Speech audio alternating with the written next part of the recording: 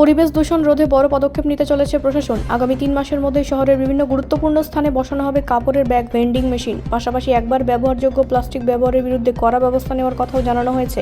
এই উদ্যোগের মূল লক্ষ্য প্লাস্টিক দূষণ কমানো এবং সাধারণ মানুষকে পরিবেশ বান্ধব বিকল্প ব্যবহারে উৎসাহিত করা। প্রশাসন সূত্রে জানা গিয়েছে, বাজার, শপিং মল, রেল স্টেশন এবং ব্যস্ত জনবহুল এলাকাগুলিতে এই ভেন্ডিং মেশিন বসানো হবে খুব স্বল্প মূল্যে, যেখান থেকে কাপড়ের ব্যাগ কেনা যাবে, যাতে হঠাৎ করে ব্যাগের প্রয়োজন হলেও প্লাস্টিকের ওপর নির্ভর করতে না হয়।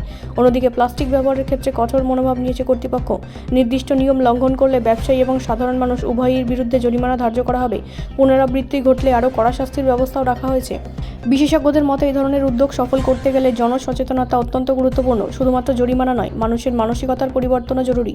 ইতিমধ্যে বিভিন্ন স্বেচ্ছাসেবী সংস্থা এবং পরিবেশ কর্মীরা এই উদ্যোগকে স্বাগত জানিয়েছেন। পরিবেশবিদদের দাবি, প্লাস্টিক দূষণ আজ বিশ্বব্যাপী একটি বড় সমস্যা হয়ে দাঁড়িয়েছে। নদী, সমুদ্র থেকে শুরু করে মাটির স্তর পর্যন্ত প্লাস্টিকের প্রভাব পড়েছে। এই পরিস্থিতিতে বিকল্প হিসেবে কাপড়ের ব্যাগ ব্যবহারই হতে পারে একটি কার্যকর সমাধান।